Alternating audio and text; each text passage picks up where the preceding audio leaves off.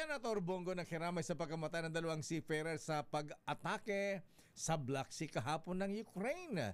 Sama yung Black Sea, Raymond. Ayan, may Black Sea, Red Sea, Dead Sea. Ano yung Dead Sea? Ayan. Napunta mo na ba yung lakay? Mga Pagka nandun ka, yung magpa-float ka, diba? hindi ka lulubog. Ayan, lulutang ka. Ayan. Yes. Gusto mo lubog.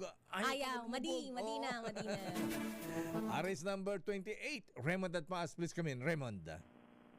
Mayor Misteya nagpatid ng pagkiramay si Senador Christopher Bongo sa pamilya ng dalawang seafarers na namatay sa magkasunod na pag-atake sa mga barko sa Black Sea, sakop ng Ukraine. Ito'y matapos iulat ng Department of Migrant Workers o DMW na isang seaman ang namatay sa pag-atake ng July 6 at nasundan ng isa pa noong July 19 at may isang naiulat na nawawala at 12 nasugatan.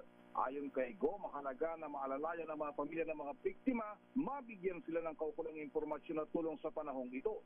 Diin ng senador mahalaga ang papel ng ating mga seafarers, hindi lamang sa kanilang pamilya kundi sa ekonomiya ng bansa.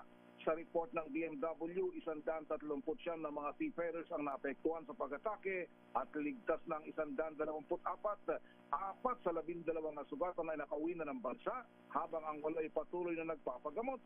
Nanawagan si Go sa DMW, DFA at mga kaukulang ahensya ng pamahalaan na ipagpatuloy ang pagbabantay sa iba pang mga nakadeploy na seafarers lalo na sa area ng Black Sea na apektado ng Russia-Ukraine War at Strait of Hormuz na apektado sa pagitan ng gera sa pagitan ng Amerika, Israel at Iran. Ito si RH28, Raymond Dadpaz para sa DCRH, una sa Pilipinas, una sa Pilipino.